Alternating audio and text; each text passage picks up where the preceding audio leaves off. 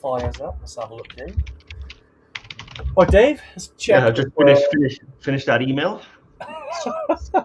As we're going live, let me check if we're coming through on Instagram. I believe all good. As we get there, it's weird. Facebook's had a bit of a facelift the last couple of days. Yeah. There we go, Dave. We're live. Oh, why not? Let's talk about the today. Cool. Not sure about Instagram, but I will need to just fire that up, just so we can get the Instagrammers on here. Are there people that only watch on Instagram but don't watch on Facebook? Yeah. There's plenty. It's actually, it's been mad the last kind of 4 or 5 months since we started streaming on Instagram. It's become quite popular on there, and obviously we're trying to be cross-platform. Apologies, I'm just in the middle of sorting this out. Nice. We've got who we got here? Angus Ross. He's often an early guy, Angus Ross. And if I remember right, whenever I say that name, I produce a thick Scottish accent in my brain. But if I remember correctly, he's West Country. So accent is West Country with the most Scottish name. Angus, please confirm. I'm not going to do the accent because I will offend both the Scots and the West Country folk. Well, aren't you? You're dual nationality, Dave, so it's okay. I am, yeah. Well, I'm half Scottish, so maybe I'll get away with ribbing on the Scots a little bit. But yeah, definitely, I've got no connections to the West Country, so that would just be straight abuse. The G-Man, Graham, how's it going? David, hey Graham, how you doing? Good to see you. Who else is joining us live? Dave, of course. We got Angus, we got Marky V, great stuff. No, Dave. I'm still firing up with the tech. Clearly going well with Instagram today, but it's not firing up, unfortunately. But yeah, I wouldn't worry about don't worry about the Instagram people, mate. They'll figure it out. They'll find their way over to Facebook or YouTube eventually. They'll find it. Well, Dave, I think the number one important thing is I'm glad we both got the memo about the patterned shirts. Yeah, exactly. Although I do like that I've gone red, you've gone blue, so we kind of do. We don't match, but we correspond.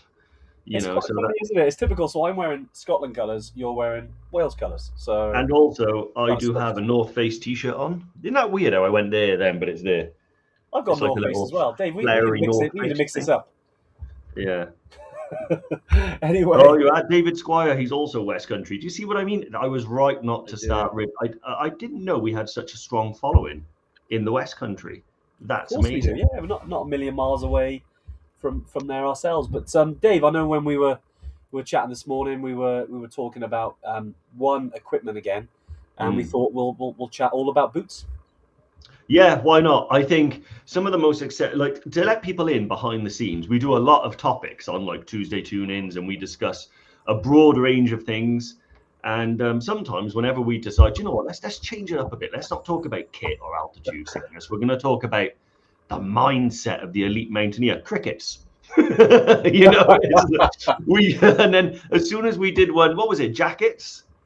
It's like it just goes mad. So look, we know our audience, we know our place. So we're going to talk about boots, right from everything you need, from sort of trail shoes up to mountaineering boots. We'll cover the whole thing. Exactly. It's interesting you started on trail shoes because and trail boots, I suppose you can call them. But if we're going trail shoes versus say boots, because there's something that comes up quite often. Yeah. A lot of people ask, and I know we talk about boots a lot. I'm primarily talking about boots today, but trail shoes obviously deserve their place. And we see a lot of them on treks. Obviously not on the peaks as such, because that they're more technical equipment needed. But certainly we see a lot more trail shoes, don't we, Dave? And I know there's a bit of a battle between those two, and I thought it'd be good to open with that. Yeah, no, to be honest, for years I never bothered wearing them. I'd often have pairs, but they would be like for camp, or like hanging around Nampshi or, something like that. So I'd always have a pair of trail shoes. So they were really mountain trainers. I didn't wear them during the trekking. But a couple of years ago, I bought a pair. They were Salomon Thundercross. I think technically they're trail running shoes. Yeah. But I wanted to buy them because I'd read some good things about them, that they were like nice and supportive. But with the sponge, I don't like Hokas anymore. I mean, don't get me wrong, I love them. But I wore Hokas like exclusively trekking and casually for about a year, and I think I lost a lot of strength and endurance in my feet. So I wanted to find a set that maybe had that sort of balance between the cushioning and the support. These Thundercross were great. Okay. Since then, I have trekked with those all along the southwest coast. I have trekked with them all of Mount Olympus, including up to the summit. Yeah, that's what you did, didn't you? You So, didn't wear boots. no, I trekked all the way to Namche Yeah. with them. I've In Peru, done what did you use in September in Peru? all Was of that just the trail shoes just trail every shoes? day. Yeah, Just the trail interesting. shoes. I had the boots with me, Yeah. so I'm not carrying any more or less. It's not like I'm doubling up. And here's why: because when I bought my boots, you've Yeah. got to bring a casual pair of trainers anyway, right? So you may as well make those trail shoes. Yeah. So I'm carrying the same two items. It's just one sometimes on my feet, sometimes not. And actually, I've been a big proponent of trail shoes recently. I really do like them. There are some downsides. If I was Andy, I wouldn't wear them because Andy's only Why got is that? because if you go within 50 feet of a pebble, he's going to zero in on it and roll his ankle. He's the only man I've ever known who's rolled Yeah, his but ankle so 2 bad in boots that he tore out the lace eyelet. Yeah, that was You that know, was a and bad then one. That was a I bad was one. halfway around the Glencoe Challenge as well, so he picks his times. Then I think 2 weeks before he went to Peru for the first time, he slipped over. So Andy is not, gravity's not his friend. I mean, even when we're skiing, if Andy sees a patch of ice, the next thing you know, he's down. Yeah, I You go know? around the ice. I go around it, but no, Yeah, exactly. And yeah. it's a personal thing. I mean, we get asked a lot, and great. Thanks, Angus, for chucking in questions as well. Any questions, guys, do drop in around anything. Obviously, we're here to talk about equipment, but anything obviously related to the trips. You can ask any question, really. You can ask, if you only just tuned in, you can ask why we're wearing very similar shirts. Yeah, and it is a personal thing because, like you said, Dave, you mixed it up last year and you wore more trail shoes because that was working for you. And for me, I do go to my old reliable classic, which is mad because it wasn't always my reliable classic. Going back probably 10 years, I hadn't used any Maindel boots before. Yeah. But then I think it was 2019 I started using Maindel Bhutan boots, and I've used them ever since on many different trips. So they're my kind of reliable classic. But I know you like to mix it up a bit and try new ones. Yeah, well, I did land on the Maindel Bhutans, and they were probably one of my longest run of one particular boot, which I wore all year round. They're a bit warm in the summer, but not so much that, you know, it's not bingo, Simon. That is old school, man. That's a Simon while. got bingo down. I remember those days.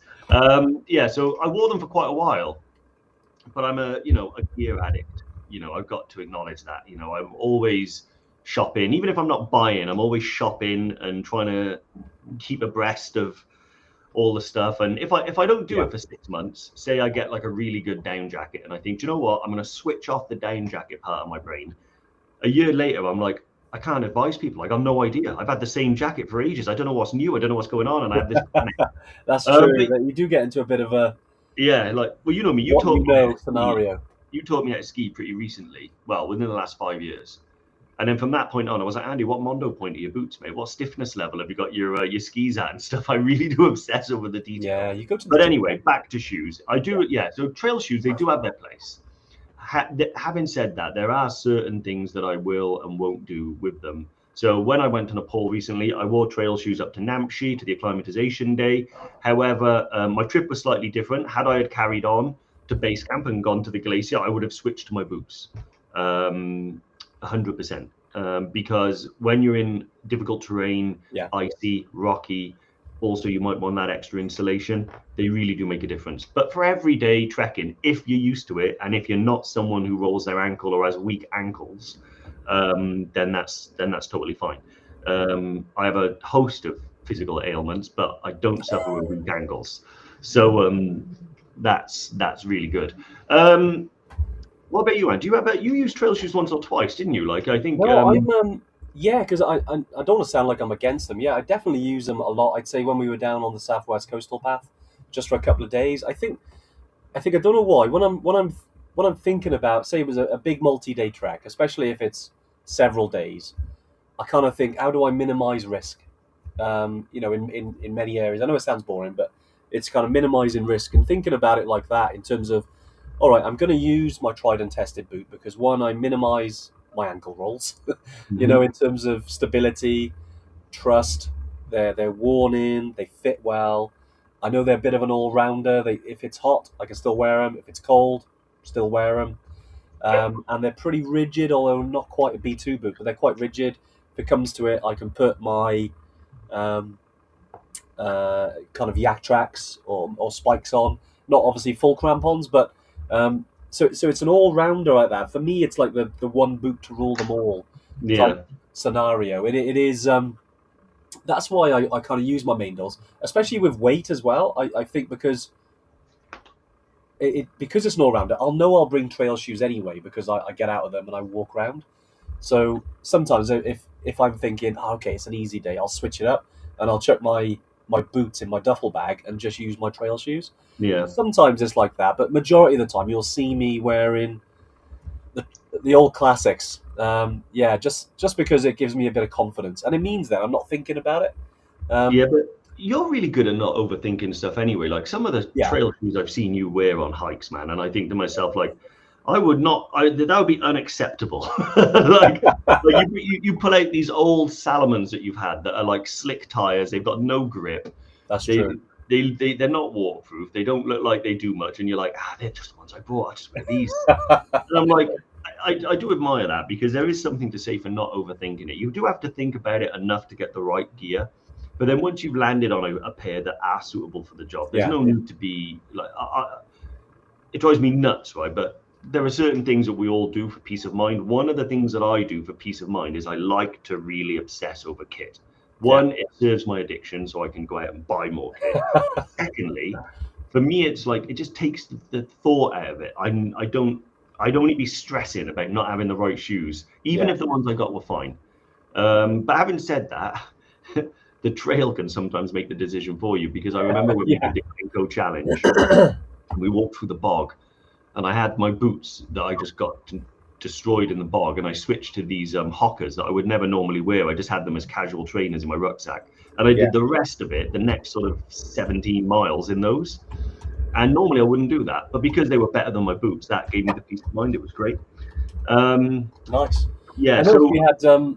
I know we're flipping and flopping just whilst we talk about obviously trail shoes and boots. I But some wouldn't good recommend questions it. coming in from I think from Angus and Maggie as well. I don't know if you can see them on your side there. I have. I got just have a look. So Angus Ross, which boots along with crampons would you recommend for Tutkal in November?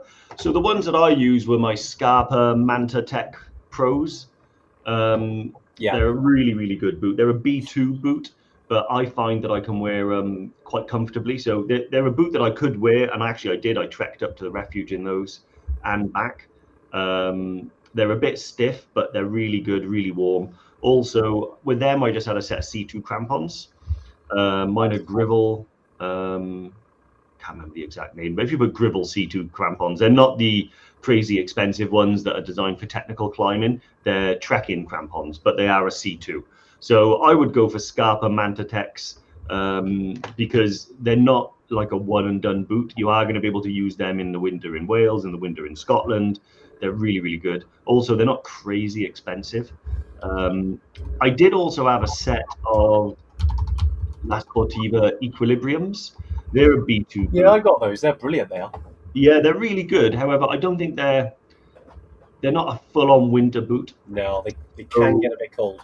yeah, so I had them, and I actually think I gave mine away to someone that used to trek with, and he loves them, so he wears them all the Yeah, time. For me, I was like, I don't need these and my Scarpas, yeah, and for when I'm going to deploy these boots, the Scarpas were the ones that really did it for me.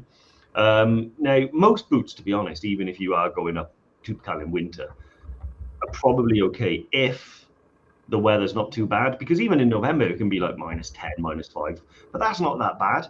But when it gets to like -15 or you get wind, you really do need an insulated boot. And I honestly think a pair of winter socks and the Scarpa Manta Tex, you can't go wrong. I never yeah, got cold ones. yeah, exactly. And November's a bit of a mad one because sometimes it can be fine. Sometimes there's not snow up there, and you can use normal trekking boots. We've seen that in November. In other years, there's been a lot of snow, and you're like, right, clearly they're not suitable for purpose. You know, you need something with a bit more insulation. I think Reese makes a good point there. If you did have something that's you know, if you had something that had a bit more coverage, certainly some B3s are lovely. Obviously, they are on the pricey side, but sometimes in November you can get away with normal trekking boots. So it's worth keeping an eye on the weather. If you can, I would probably take a couple. So for instance, I mean, obviously it depends on the weight, but I would, for instance, take if I knew that it was kind of 50-50 in the days building up to the trip, I'd look at there's some nice webcams, and I know there's some obviously weather forecasts, and you can see what the conditions are like. Then you'll know, okay, right, I know it's going to be it's no snow. Weather forecast for the weekend looks fine. Then you approach it with, okay, I know I'm going to be okay in my normal trekking boots because there's not going to be any snow. But obviously, if there is snow, then you know, and ice, then you need to think about it differently.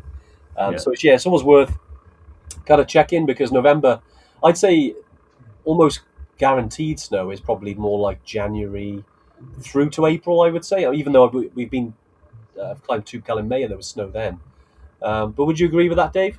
Yeah, 100%. I think, although it's funny, I think the weather's getting a little bit more extreme at the moment. It's a bit nuts up there, isn't it? This week's been crazy in It's a bit Toubkal. nuts up there.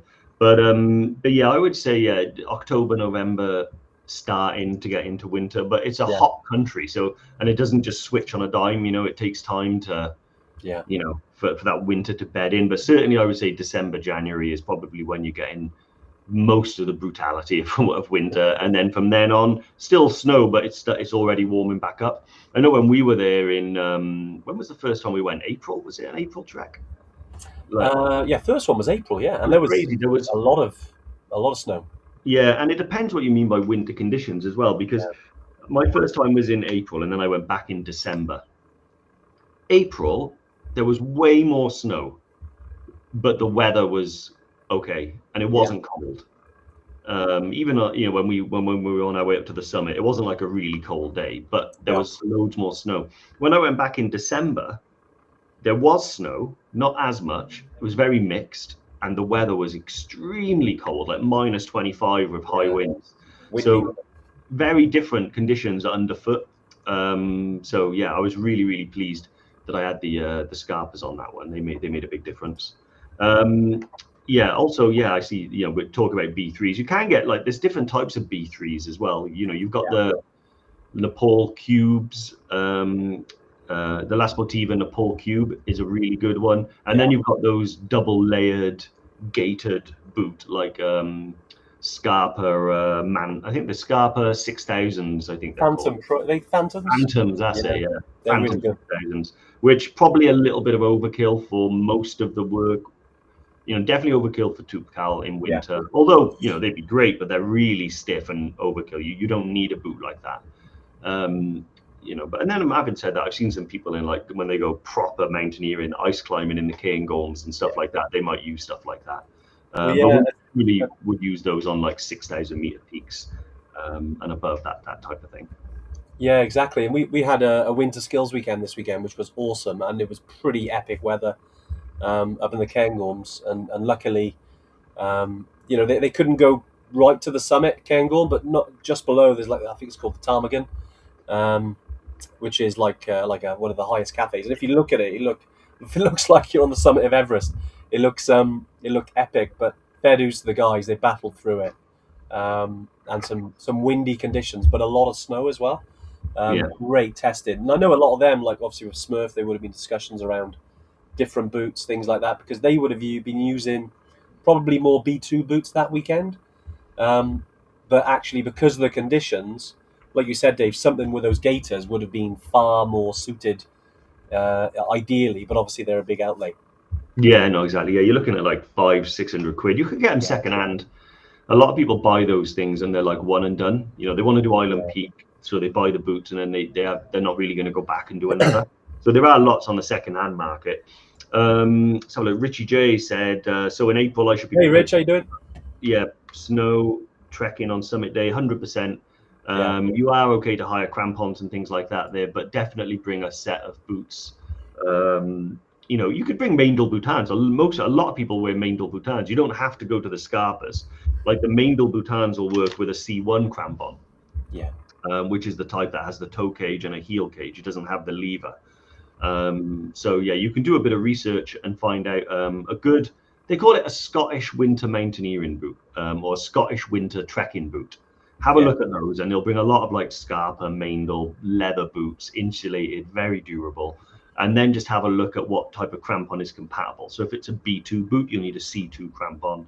If it's a regular boot, you'll need a C1 crampon. And if it's a B3 boot, you need a C3 crampon. Nice. Yeah, so it matches up quite easily. But I highly recommend people do their research and look this stuff up. And also, when you do get your boots, practice putting them on and off with gloves on as well. Little things that you learn, which is if you've got big, thick gloves on, it's actually quite hard to do your laces up. You know, so a little bit of practice doing that, because I remember when I was on Toubkal in December and it was so cold. And because it was mixed terrain, like rock, ice, snow, rock, ice, snow, we had to keep stopping and taking our crampons on and off. And it was really starting to grate on me, like, because pulling the strap on the crampons was really hurting your hand, and your hands were so numb you couldn't feel them. So after a while, you couldn't take your gloves off, and I realized then, like, I really should practice more doing this with my gloves on. So I have done that now, and it was quite funny. That night in the refuge, I was putting my crampons on and off with my like mitts on, and I actually did manage to do it. It's a good practice, though, isn't it? Because you're right. Like when you're out and about, like what was it 2.5, 3 weeks ago? I was up North Wales when it was mad, and I was camping up there, and it's, you know, I didn't want to take my gloves off because it can get crazy, and it does take a bit of getting used to. Yeah.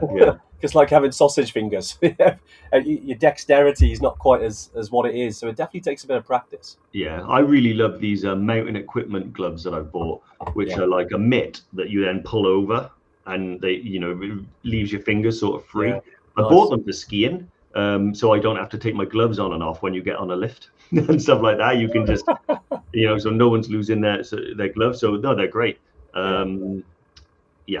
Richard says, my main problem is the size of my feet, 14, 15, and those brands don't do my size. Honestly, I got a mate like you, Richard, size 14. I don't really have a lot of advice other than you need to just get in contact with these companies. A lot of the time you can reach out to, say, Cotswold Outdoors or Ellis Brigham and tell them about, you know, what your requirements are, and they'll sort of zero you in. So do your best, but keep us updated if you find any particular good brands and deals on stuff that size. Nice. Yeah, exactly. I reach out to them because there's so many different makes out there, and kind of larger sizes like that, Rich. Yeah, definitely, because they're quite niche, if you like. You know, definitely, reach out to them. Or a quick Google will probably bring up some of those extra sizes. I mean, there's so many makes, isn't it? You know, you've got, like, obviously you've got Scarpas, you've got Maindels, Merrells, Handwag, La Sportiva. You got how many? And going back, Dave, you just finished off conversation around the B1, 2, and 3s we were talking about, obviously for the crampon stuff. Because I was thinking it'd be good to chat around kind of what trips you're looking at. So, for instance, then say we're talking about normal Everest Base Camp, because I know some people here haven't done Everest Base Camp yet. What's the classic boot for that? So you just need a normal trekking boot. You don't need anything extreme one way or the other. A lot of people do the whole thing in trail shoes. You know, but I would recommend, again, if you bring in trail shoes, think of them as your everyday chill out Kathmandu shoe, and bring boots as well. So everyone normally brings two. So bring both, and you can perhaps use both on the trekking. And you just need like a normal hiking boot. You don't have to overthink it. Probably the most popular one you used to see was that Salomon 4X or something like that. Is it the Quest? Salomon Quest? That's it, yeah. Quest 4D or something. That's probably the most popular one. You see a lot of North Face hiking boots. Yeah. You see a lot of Hoka boots. And then right up to probably the Maindel Boutan, the Scarpa brown leather boots. That's probably the most, the most hardcore boot you need for like an Everest Base Camp trek. Like I said, the first few days I wore my trail shoes and didn't want or need anything else. It's important to understand with Everest that whenever you talk to some people about Everest and the Everest region, your mind immediately goes to the ultra most extreme conditions possible. Yeah, That's not the case on the Everest Base Camp trek. However, it is changeable. So that's why I wouldn't just bring trail shoes and be done with it. I would have boots, because when you're trekking on the glacier, when you're going up Kalapatar, you're going to want something that's sturdy and, importantly, insulated, at least more so than a trail shoe. Yeah, so think about that, like Salomon, Quest, North Face Hedgehog, Hoka boot if you love the Hoka thing, Maindel Bhutan, Scarpa, I forget the name of it, but it's like Scarpa something or other. If you Google brown Scarpa Terra, boot, Scarpa Terra, is it? Something like that, yeah. Scarpa Terra GTX. I've got a Maindel, what am I called? The Maindel Tonales. Love They're those. brilliant, they are. They're Yeah, like the Antellos. Was that you that had the Antellos as well? I bought the Antellos, but I wasn't fussed on them. Or was it the Okay. Antellos that I like? Let me have a look. I know. I'm gonna get Dave on the shopping spree So now. yeah, Talk of all these boots.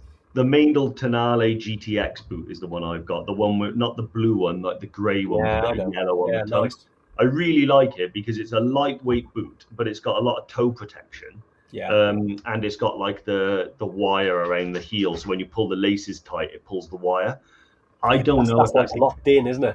Yeah, I don't know if it's a gimmick or not with that wire, but in my mind, it's there, so it works. But yeah, they're quite an expensive boot, but I've had those 4 or 5 years now, and they've done Toubkal, Nepal, loads of stuff. I mean, to be honest, they've been in my bag on every trip I've ever done. Yeah, they're great. Brilliant. Yeah, Elizabeth saying there, we'll be taking my leather Scarpa for trek and trail shoes for the evening. Yeah, exactly. Yeah, That's I mean, the old school leather boots, obviously, they do take a little bit more maintenance over the years to maintain the waterproofness. Whereas kind of technology's obviously moved on. There's a lot more kind of Gore-Tex boots these days, like we were talking about the Scarpa Terra or the Salomon Quest. They're a bit more. The Salomon Quest is a bit more kind of Gore-Texy, kind of modern. But it's, yeah, as long as you look after them, Elizabeth, yeah, they're brilliant. They last you for years. Yeah. I know Dewi's on here as well. Hey, Dewi, how you doing, mate? Good to see you. Is it going, That's Dewi? what Fever for the business end of Mammut Flatfoot. Oh, you know what? Mammoths. I used to use them a lot, Dewi. I had, back about almost 10 years ago, I used to use the Mammut Trovats, who were brilliant. And they're like, they were like bomb-proof. They were solid, really good B2 boots. And I used them for everything, even the trekking. And yeah, I don't know why. I just never went back to Mammuts, but they're really good boots, aren't they? Decent price as well. Yeah, I'm just looking at who is it? Paul Redican said North Face Verto Alpine suitable for Toubkal. So I've had a look. They're really good boots. It's one of them where I think, yes, 100% they'd be suitable for Toubkal. Would they be suitable for Toubkal in the most extreme cold conditions? I don't know. I'd have to look a bit more in. So they're good for technical, heel fit, forefoot. They're Gore-Tex. They've got the toe cap. Yeah. They would need a C1 crampon to go over them. It's one of them where I would wear them. The best thing to do, because this is where it gets subjective. Those boots, yes, you could wear them on Toubkal. That's fine. A C1 crampon would go around them and you would be okay. However, I don't know if you're someone that suffers with cold or if you can handle the feeling of your feet getting cold. Some people can, some people can't. It's not to do with toughness. It's just to do with tolerance. So I would wear them, now is a great time, actually. I would get out in really cold conditions, wear them, get them wet, get them snowy, and then if your feet don't feel like complete numb blocks of ice, then I would say they're good for the most extreme Toubkal. Nice. But otherwise, yeah, they look like a really good boot. Nice. Rich has asked a couple of questions as well. Sorry, Rich, I know you asked around for hiring crampons, that kind of thing. Yeah, in April there might be snow. So essentially, you'll need. It's likely you'll need crampons. Now the team have them there for you to use as well. So yeah, that's fine. I'd say micro stripes, micro spikes, or strap-on crampons. Yeah, I'd say that majority of the time they are essentially they're C1 crampons. They can, most of the time they can go onto your normal, like a Maindel Bhutan. They can, like I've used that. I had the C1 crampon on there and it worked fine. So yeah, I'd say micro spikes you could maybe get away with, but if it's a lot of snow and it's icy up there, I think you want to make sure, because the rest of the team and the guides recommend using proper C1 crampons. I know I took my own when I went there. Dave, I think you used the local. You hired the local ones, didn't you? Yeah, I brought my own. Yeah. So it depends. So the 2 times I've done Toubkal in winter, the first time I used my own. But I only. So this is funny. The second time I went, I picked up the same crampons without thinking, and they were my C2 crampons.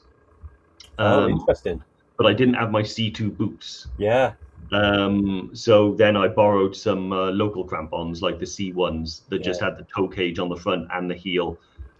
So yeah, that was my mistake, not opening the crampon bag and checking it. I've labeled them now, like C1, C2. Yeah. But at the time, I just had the black crampon bag, and I picked up the same pair that I took 6 months earlier, and they were for the wrong boot. Yeah. But yeah. That's it, isn't it? Sometimes, I mean, that happens. I know it's because some crampons look similar, don't they? But I suppose the main difference is then, Dave, just for everyone, is the whelk on the back of the boot, right? In terms of where it clips on. Yeah, so if everyone's watching now wants to get their phone up, if you Google C1 crampon, you will see what looks like a normal crampon. Yeah. And it'll have fewer spikes. It'll just have a few big spikes all around. It'll have a toe cage and a heel cage, and then you fasten it on with a strap. Yeah. Those are not technical at all. They're designed for grip, and they're good enough for crampon, for Toubkal. Because Toubkal's not technical, we're just walking, and that's what you want it for. You don't want to slip on ice or snow. If you Google C2 crampon, it'll look much like the C1, except it'll have more spikes around the bottom. It'll have a toe cage, but on the back, it'll have this lever system. And the idea is that on a B2 boot, you'll see a whelk at the back of the boot, and the lever goes in the whelk, pulls tight, and basically it locks that heel in place a little bit more. And it's designed to be a little bit more technical for changing conditions. And then a C3 doesn't have a toe cage. It'll have more spikes again, perhaps 2 that stick straight out and some that stick back. And it'll have a whelk on the front and the back. And they really just lock in place. They are just like, and they're designed for like ice climbing, really technical conditions where you have to dig your toes in and lift your foot up. You don't want any flex in that situation, because what will happen is you'll dig your toe in, and when you put weight on it, your boot will bend and push the crampon away, and your foot won't be stable and you'll be wobbling. When you dig it in, your boot is rock solid, your crampon's rock solid, and it's almost like you dig your toes in and you're like stood. You can. Yeah, it's pretty cool. That's fundamentally the difference in a nutshell. But if you're not sure, you can always just text in and say, I've got these boots, what crampons work with them, and we'll be more than happy to help. Nice, Dave. Nice. Hey, Stuart, how you doing? Good to see you. Heading out to Toubkal in March. Would you recommend goggles over glasses? I have the Jublos, Cat 4s and Kili, Buff Balaclava. Yeah, it depends. Again, worth keeping an eye on the weather, because you're right. Sometimes, like, for instance, this weekend, classic example, on the winter skills, it was so bad that they all had to wear goggles, not glasses. It was a bit too much. I know some of the Jublos, they do have those side kind of protectors, but I still think if it's really windy and really snowy, it'll still get in. I'd say probably the week before, make that judgment just in terms of the weather. It'd be interesting to kind of see, because normally, like for instance, I've never used goggles on Toubkal, just even though I've been there 3 times. It's more, quite lucky in that way in terms of not having conditions. But then you look at our last team a couple of weeks ago, there was way too much snow when no one summited after, I think, 80 or 90 people. No one summited on Toubkal because it was just too dangerous. There was too much snow. We're actually, this week, Toubkal is actually closed because it's not safe. Expecting it to be open, in the coming days, but yeah, it's definitely been a challenge out there. I would say you'll probably be fine with the Jublos. I've used Jublos on there. Dave, I know you're a big lover of Jublos. Yeah, I think with mountains like Toubkal, if the weather is so bad that you need goggles, we're probably not going to be looking at going to the summit anyway. because generally you need goggles when the wind is really high, and there's lots of snow and ice particles in the air. It stops them getting behind your glasses and keeps your eyes nice and protected. But in general, sunglasses are fine. I've never used goggles on Toupcal. However, if you buy the Jublo sort of Cat 4s, you can buy the ones that have like the side protection, and that's almost like good enough. And some of them have like a little ridge at the top as well. Exactly. Yeah, they'd be really good to do. Yeah, nice. Elizabeth, guys, what were the glasses Foxy mentioned? He used them. I think they were Jublos, weren't they, Dave? Yes, they're the ones that he uses. Yeah, the Jublos. Yeah, yeah. What are they? Are they the Jublo Sherpa? I'm not sure exactly what ones he's got. I'm gonna have a look. But yeah, one of the actually Reese Dobbs has just put in a good thing, and I've just looked them up. I've seen those quite a lot. Not the Jublos, but these ball trackers. So basically, they're like they're sunglasses, but they're also they have a little strap that goes around your head and like little protection. So they're safety glasses, but they're designed to kind of keep shrapnel and things out of the eye. So they do give you a really good thing, and they're like £11. So if you were going to Toupcal and you were a bit worried, you could buy these. It looks like they do different types of lenses as well. So you could probably, you'd have to make sure the lenses were good enough, because in the snowy conditions, that the light reflection off the snow can damage your eyes. But yeah, they look pretty cool. Exactly. Yeah. Oh, that's good then. Yeah, Stuart, you'll probably be fine with those. Because I use my Jublos when I'm skiing as well. It's sometimes obviously if it's crazy weather, I will put on the mask, but most of the time I use my Jublos. I think I just had a look at the ones that Foxy used. I believe there was one called the Vermont. So they basically go around. They're the round ones with the leather that goes all the way around. That's it. Yeah, that's it. I think they're them ones. They're all similar, Elizabeth. Yeah, have a little look on the Jublo website. I just had a little Google there, and I believe the Vermont. Although there's a couple of versions of them. There's one called Legacy. I think it depends on the color. So have a little look. John Goldie actually uses the same ones I use, the Jublo Explorer Reactive Cat 2 to 4. The only annoying thing with them, John, was I had the side thing on, and I was on a ski lift with them, and I just went to scratch my eye, and it pinged off. And I found that, and you go on the website to try and buy a replacement, you just can't get them. Like, they just don't sell those. So I had to take the other one off. But I've used those glasses now. I have owned since April 2019. I bought those. Remember, and in Namche. Brilliant. Yeah. So no, they're really, really good. Nice. Just picking up any other questions as well, Dave. I don't know if you can. Have a quick look. So let's have a little look. So we've covered glasses. Elizabeth's predictive text. Oh, here we go. I've got one from Bavna. Hey, Bavna, how you doing? Would study trail shoes be efficient enough for the ACT? So I took the Annapurna circuit, or stick with boots. I would, and again, it is personal preference, Bavna. I would say Annapurna circuit's a bit of a beast. It's quite a tough and long trek, and you obviously going up to almost over 5,000 meters. So it is a bit of a toughie. I would definitely recommend boots for that particular trek. That being said, there are some easier days where you're lower down. Some of them are just steps, and the terrain's a bit easier. So if you did take trail shoes as well, which obviously you can use in the evenings then to get out your boots, if you're using boots, that'll kind of cover you for all bases. But personally, yeah, I'd recommend boots for the Annapurna circuit. Yourself, Dave? Yeah, 100%. Yeah, I think, like I said, it's that not one or the other mindset. You need, if you are toying between one or the other, that's fine. But you'd rather have it and not need it than need it and not have it, is my, classic one. Also, yeah, Sally's just blown my mind, because I was at La Vibrata boots. Let me have a look at those. And then I thought, like, does she mean La Sportiva? She does. So yeah, La Sportiva and BCE. I'm assuming, is that EBC? Sally's I thought that was the case. I thought Sally's having a mare, but it's that predictive text on the phone. Text. But yes, almost certainly La Sportiva boots that are a mixture of Gore-Tex and leather type. Is that how you said, Gore-Tex and leather? Gore-Tex and material. Yeah, they'd be fine.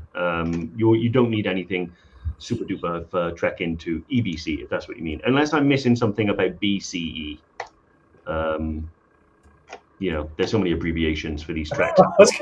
ABC, It sounds EBC. like it could be EBC, but Yeah, I think it's EBC. just I'm going to answer it as if it's EBC, and that is now locked in. So brilliant. All right, Dave. Well, just to round everything up, then I know we've touched on. We could talk about boots all day, and I know I suppose the kind of rounded answer to all of these is that, you know, it is a personal thing, isn't it? With using trail shoes, boots. With obviously it's different when you're doing a technical peak, or more technical peak, like in terms of you need more winter gear or protection or rigidity on, like, you know, Mera Peak or Island Peak. But it's good, I suppose, just to what trip you're going to do. Is it suitable? Is this suitable for it? Just using your rep analogy, you know, thinking about E for equipment. I think equipment, yeah, you need to see is it suitable? You know, especially in the build up to it. We talked about glasses, talked about goggles. You know, is it suitable? It's the same with boots, I suppose. Is it suitable for it? You know, they worn in? Do they fit? You know, you're gonna have room for some decent socks if it gets cold. And then choose your boots. Yeah. Should we explain what rep is as well? I don't know if we've touched on that. Yeah, go for it, Dave. Rep is it's a really good. I guess it's an initialism.